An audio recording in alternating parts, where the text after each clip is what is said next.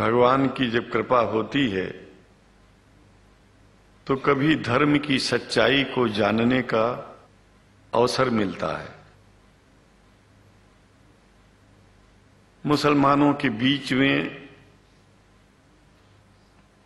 लगातार कई वर्षों से हम जा रहे हैं और भारतवर्ष में एक नई प्रथा का प्रारंभ किया मैंने कि जब जगत गुरु शंकराचार्य भी मुसलमानों के बीच में जाकर के उनके प्रेम को समझ सके और इस्लाम की सच्चाई को जान करके इस्लाम को सारी दुनिया में एक इंसानियत का सबसे बड़ा पाठ सिखाने वाला धर्म मानने के लिए लोगों को समझावे।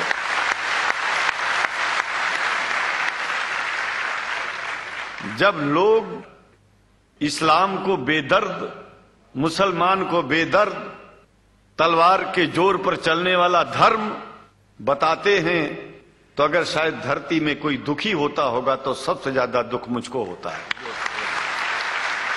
ये न सच्चाई है और न कभी ये सच्चाई हो सकती है। जिस इस्लाम ने पहला कलमा ही कुरान शरीफ का ये बताता है कि नहीं है इबादत के काबिल सिवाय परमात्मा के और कोई, ला इलाहा इल्लल्लाह मुहम्मद रसूल अल्लाह। भला आप बताइए, वेदों का रस निचोड़ करके मोहम्मद साहब ने परमात्मा की इबादत करके परमात्मा के पैगाम को एक ही कलमे में दे दिया। इससे बड़ा ग्रंथ दुनिया में और क्या हो सकता है। अगर कुरान के पहले कलमे को ही पढ़ करके हिंदू अपने धर्म का पालन करना चाहे तो उससे बड़ा धर्मात्मा शायद कोई नहीं होगा। कुरान को हमने गहराइयों में जा करके तो नहीं अनुभव किया, लेकिन कुरान के मानने वालों के हृदय की गहराइयों में जाके देखा कि अगर इस्लाम को पूरी दुनिया अगर स्वीकार कर ले तो इसमें कोई बुराई नहीं है। इस्लाम परमात्मा के द्वारा बताया गया सिद्धांत है। इस्लाम किसी व्यक्ति का अपना नियम नहीं है, अपना सिद्धांत नहीं है। कुछ लोग भेदभाव पैदा करने के लिए इस धरती पर मुसलमानों को बेदर्द कह देते हैं, इस्लाम को बुरा कह देते हैं। मैं कहता हूं उनसे बुरा इस दुनिया में कोई नहीं है। वो शैतान के बच्चे हैं, खुदा के बच्चे नहीं हैं।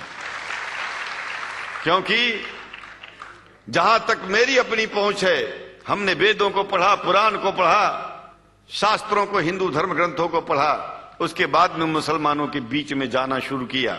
हमने मुसलमानों से हाथ मिलाया तो हमारा विरोध किया गया। ये अंडा खाने वालों से हाथ मिलाते हैं, शंकराचार्य कैसे हैं? अरे हमने कहा कि तुम्हारी समझ में नहीं आ रहा है। वो 5 बार इबादत कर लेते हैं खुदा की, तुम घास खाते हो और एक बार भी इबादत नहीं करते हो, तो तुमसे बड़ा अधर्मी दुनिया में कौन है? तुम अपने अधर्म को देखो। किसी के पवित्रता के सिद्धांतों का विरोध करना पहला अधर्म है। आप क्या खाते हैं, कैसे रहते हैं, अगर हमें आप दुखी नहीं करते हैं तो आपसे बड़ा इंसान दुनिया में कोई नहीं है। हम घास खाएं और आपके दिल को चोट पहुंचाएं तो हमसे बड़ा अधर्मी कोई नहीं है दुनिया में। कहने का तात्पर्य सिर्फ एक है कि मैंने ये अनुभव किया है कि ये मैं एक बात जो मैंने देखा है, आप लोगों से जो प्रेम मुझे मिलता है, लोग पूछते हैं कि आप मुसलमानों में क्यों जाते हो, आप तो शंकराचार्य हो। हमने कहा कि भाई मुसलमानों से पूछो कि हमसे इतना प्रेम क्यों करते हैं। वो हमसे जो प्रेम करेगा हम तो जाएंगे। कहा फिर क्या हम प्रेम नहीं करते क्या? हमने कहा कि हम तो तुम्हारे बीच में पैदा हुए और तुम मुसलमानों से प्रेम नहीं करते, इसलिए हम तुमसे प्रेम नहीं करते। मैं आप लोगों के बीच में आकर के एक बात बताता हूं। कुछ समय से हिंदू धर्म के नाम पर कुछ संस्थाएं हिंदू मुसलमानों में भेद पैदा करने के लिए कुछ ऐसा कार्य किया जिसकी वजह से आम हिंदू, सीधा साधा हिंदू बेचारा जान ही नहीं पाता है इस्लाम क्या है और सनातन धर्म क्या है। सनातन धर्म और इस्लाम में कोई भेद नहीं है और हिंदू धर्म तो कोई धर्म ही नहीं है। सनातन धर्म धर्म है और शायद जो संस्कृत का सनातन शब्द है, अगर किसी भाषा में उसको इस्लाम कहा जाए तो कोई बुरी बात नहीं है। इस्लाम और सनातन में कोई भेद नहीं है, क्योंकि परमात्मा एक है, परमात्मा सबका है।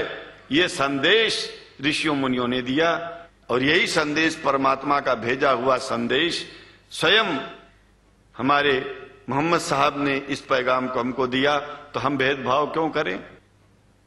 यहां पर भारत का मुसलमान, एक बात बिल्कुल मैं स्पष्ट बता रहा हूं आपसे, अगर भारत का मुसलमान सो गया तो भारत सो जाएगा। इसलिए भारत को जगाना है तो मुसलमानों को जागते रहना पड़ेगा।